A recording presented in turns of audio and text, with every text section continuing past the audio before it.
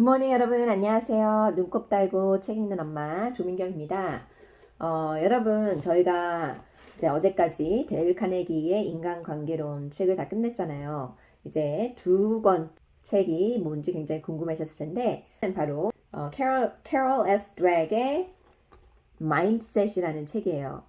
제가 여러분 이 책을 왜 선택을 했냐면 우리가 인생을 살아가면서 우리가 가장 매일매일 접하고 또 우리 삶에 있어서 가장 큰 고민거리가 될 수 있는 것 중에 하나가 바로 인간관계잖아요. 그래서 제가 데일 카네기의 인간관계론을 읽은 거고요. 그리고 이 마인드셋은 제가 왜 여러분들에게 추천하고 싶냐면 사람이 어떻게 태어났건 본인의 그 천부적인 재질과 능력과 상관없이 사람은 어떻게 된다. 이 마인드셋에 의해서 바뀔 수 있다는 거예요. 그래서 여러분이 지금 여러분 스스로의 발전을 위해서 그리고 자녀가 있다면 그 자녀들의 마인드셋을 어떻게 키워야 되는지 그리고 배우자가 있다면 배우자에게는 어떠한 태도로 우리가 같이 마인드셋을 갖고 같이 인생을 동반자로 살아가야 될지 알려줄 수 있는 책이거든요. 그리고 여러분이 직장에서 일을 하건 가정에서건 항상 이 마인드셋이 어떠한지에 따라서 여러분의 삶이 바뀔 수 있기 때문에 제가 마인드셋을 추천하고 싶었습니다. 자, 여러분 아마 이미 제 채널을 듣고 계신 분들은 제가 강조하고 싶은 마인드셋, 성장 마인드셋을 이미 갖고 계신 분들일 거예요. 이 책 마인드셋은 2017년에 그 업데이트된 버전이에요.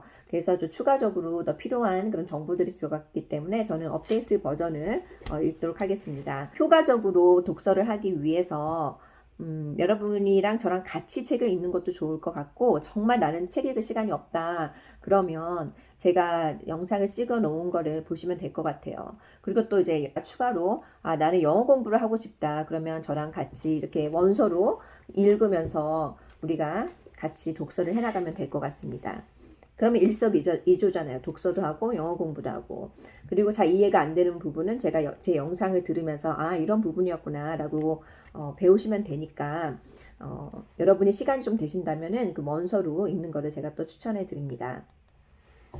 이 캐롤 드웩이라는 저자에 대해서 잠시 설명을 드리자면은 이 사람은 그 인간의 개성, 사회 심리학 그리고 개발 심리학에서 그 저명한 저자인데 콜롬비아 교수로 계신 분이에요. 교수로 애들을 가르치고 있는 가운데 학생들이 교수님한테 하도 책을 좀 내라고 이런 중요한 거는 아주 많은 사람들이 읽어서 그들의 삶이 개선이 될 수 있도록 도와주셔야 된다라고 자꾸 졸라서 책을 내게 됐다라고 해요. 그래서 이 책의 기본적인 거는 그 심리학의 전통 개념인 즉 믿음. 그러니까 본인이 스스로 알고 있건 알지 못하건 본인이 생각하는 그 믿음이 삶에 큰 영향을 미칠 수 있다는 거예요. 그래서 사람이 믿고 있는 걸 바꾸면 그 사람의 삶에 심오하고 지대한 영향을 미칠 수가 있습니다. 그래서 오늘은 챕터 1, The Mindset이에요. 캐롤라인 교수가 젊었을 때 이제 리서처로 일을 하고 있었을 때 학생들이 실패를 직면했을 때 어떻게 대처하는지 연구를 하고 싶었다고 합니다. 그래서 다른 학교에 있는 애들의 행동을 관찰해 보기로 했대요. 그래서 애들을 한 명씩 방으로 불러서 좀 편안하게 분위기를 만든 다음에 퍼즐 조각을 줬다고 합니다. 처음에는 쉬운 퍼즐로 시작을 했어요. 그래서 쉬었다가 점점 이제 어려운 걸 주게 됐는데 어떤 10살짜리 남자아이가 정말 어려운 퍼즐을 직면을 했을 때 나는 이런 도전 정말 좋아 그런 반응을 보였다는 거예요.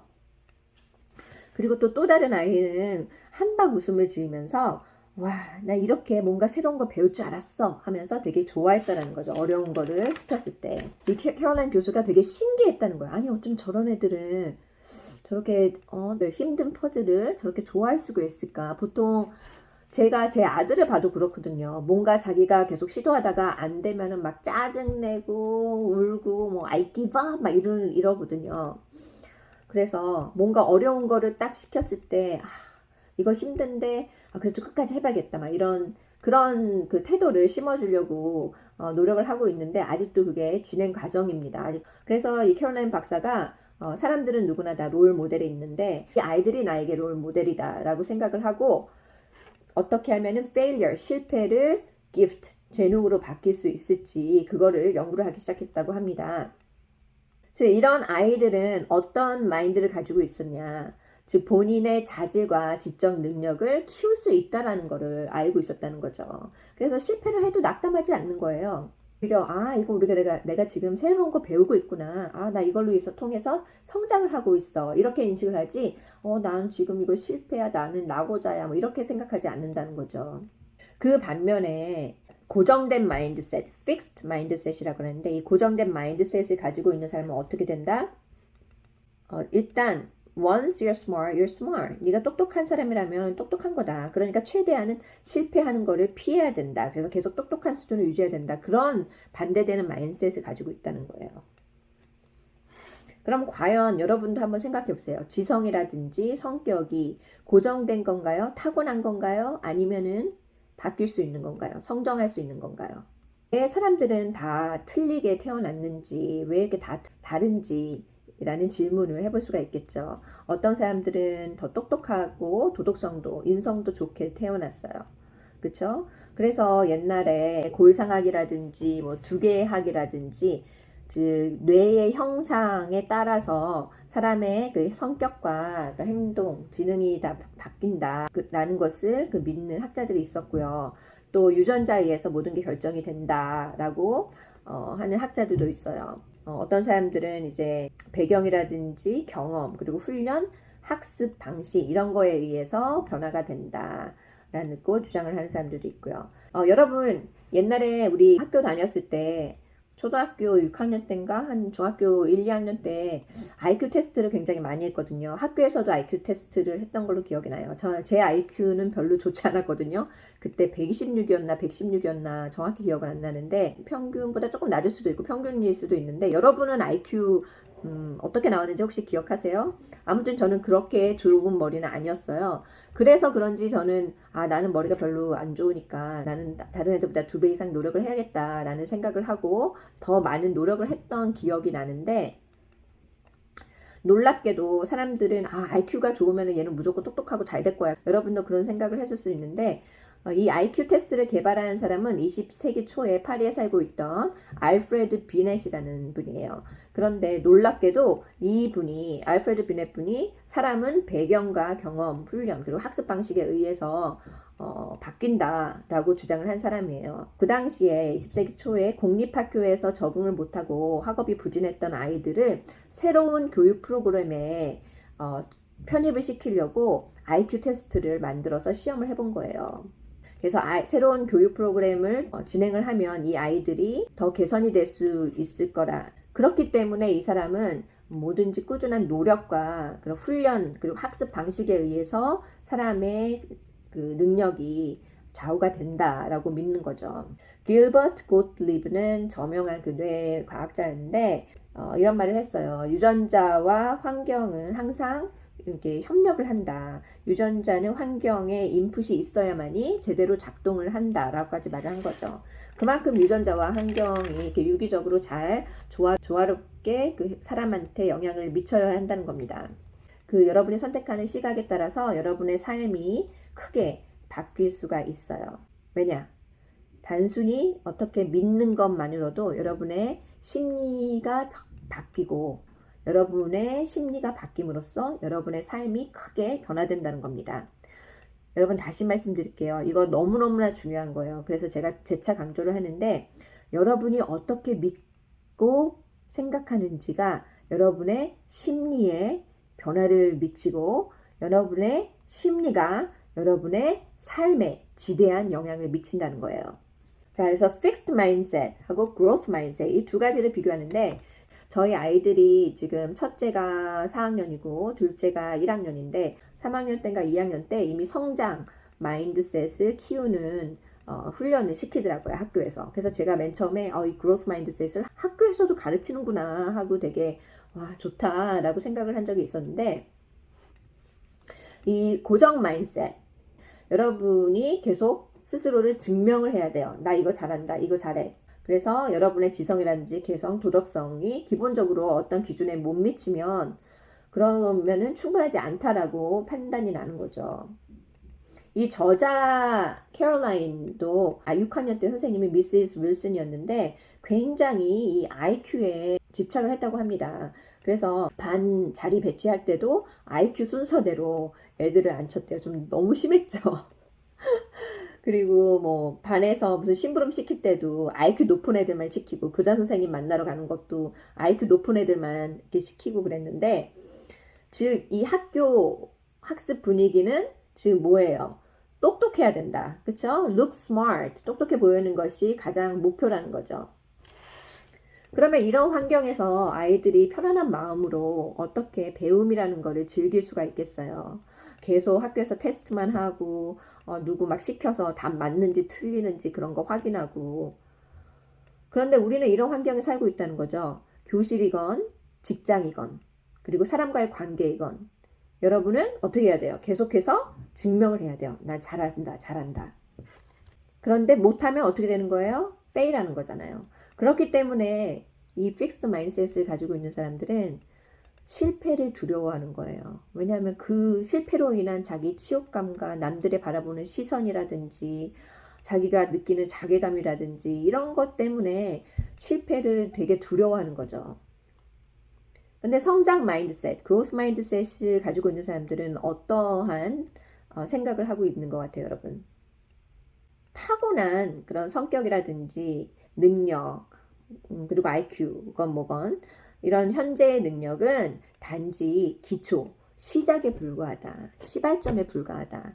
그 이후로 노력과 전략과 그리고 필요하면 도움을 또 받아서 이런 노력들을 통해 키울 수가 있다라는 생각을 하고 있는 거죠, 기본적으로. 그러니까 뭐다? 우리가 타고난 건 다 틀려요. 똑똑한 부모님이 계셔서 머리가 IQ가 높게 태어날 수도 있고 아니면 돈이 많으신 부모님 덕분에 부유하게 자랄 수도 있어요. 물론 그러면 기회가 더 많이 줄 수도 있지만 그래도 이 마인드셋은 뭐예요? 내가 시작하는 거는 다른 사람들과 틀릴지 몰라도 어떻게 한다? 갖고 있는 거를 계속 키워나갈 수 있다. 뭘 통해서? 노력과 시간과 끈기를 통해서. 즉 한 사람의 재능이라든지 기질, 관심사, 적성 이런 거는 다 실천과 경험, 실천과 경험, 실천과 경험 이런 걸 통해서 성장이 될 수 있다라는 말이에요. 이 성장 마인드셋을 가지고 있는 사람들은 누구나 뭐 동기가 있고 공부만 하면 아인슈타인이 되거나 아니면 뭐 베토벤이 된다라고 생각하는 게 아니에요. 잠재력은 키워봐야지 아는 거잖아요. 여러분 끝까지 뭔가 파고 들어가서 개발을 해 나가지 않는 한 여러분이 어떤 잠재력을 가지고 있는지 누가 알겠어요? 그건 아무도 모른다는 거예요. 그래서 수년간의 노고가 들어가야 돼요. 그리고 교육을 받아야 되고 훈련을 받아야 되고 열정을 갖고 열심히 해야 된다는 거예요. 그렇게 성장을 해야만이 자신의 잠재력을 충분히 발휘할 수 있다는 겁니다.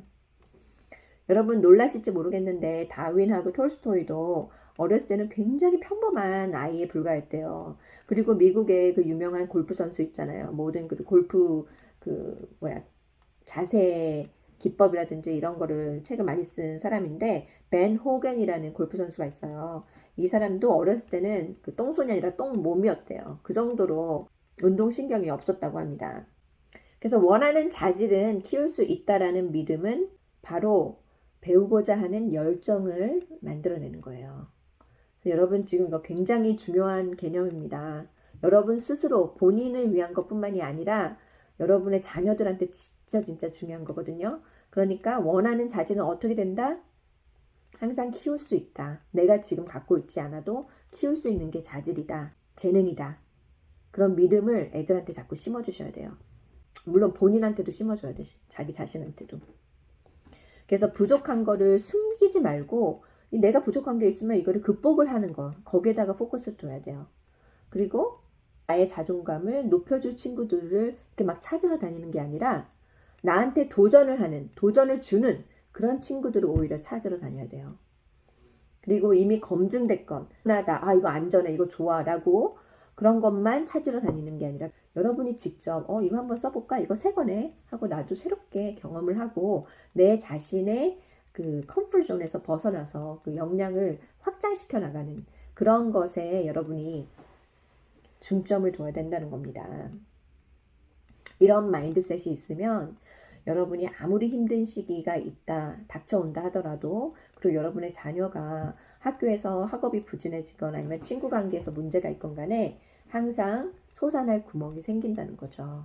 여러분이 다시 회복을 하고 다시 일어설 수 있는 힘이 생겨서 오히려 더 힘든 시기에 더 많은 성장을 할 수 있는 그런 큰 기회가 될 수 있다는 겁니다. 너무 좋지 않아요? 저는 근데 정말 모든 사람이 다 필요한 마인드셋이라고 생각을 해요. 그래서 이런 마인드셋으로 항상 리스크를 취하고 도전을 하고 계속 노력하는 그런 태도를 갖는 게 이 성공을 할 수 있는 삶의 가장 기본적인 기초라고 저는 생각을 합니다. 이런 말도 있잖아요. 도전을 하지 않으면 얻는 것도 없다. 그리고 만약에 처음에 성공을 못한다. 그러면 성공할 때까지 계속 해라. 로마도 하루 만에 이루어진 게 아니잖아요. 그렇죠? 계속 노력을 해야 된다는 이런 말들이 왜 있냐. 바로 계속 노력하면 되기 때문에 나온 말이에요. 요즘에 소위 말하는 그 메타인지가 화두잖아요. 자기의 장단점을 정확히 파악할 수 있는 그런 능력을 메타인지라고 하는데, 고정 마인드셋을 가지고 있는 사람들은 자기에 대한 인지를 잘 못하고 있대요. 그런데 성장 마인드셋을 가지고 있는 사람들은 메타인지가 훌륭하다는 거죠. 한 연구조사에 따르면은 어떤 크리에이티브한 업적을 이루는 데 있어서 제일 중요한 요소는 뭐냐면 바로 끈기와 회복 탄력성이라고 해요. 그럼 여러분도 이 성장 마인드셋을 갖고 있으면 더 강화시키고, 없다라면 지금부터라도 늦지 않으니까 키우시기 바랍니다. 그래서 여러분의 삶을 변화시키고 또 여러분의 주변에 있는 사람들의 삶도, 자녀들의 삶도 바꾸시기 바랍니다. 그러면 우리 모두 성공하는 삶을 위해서 화이팅! 구독과 좋아요 눌러주시고 더 나은 발전을, 더 나은 내 자신을 위해서 같이 우리 책 읽어요. 그럼 내일 뵙겠습니다. 안녕!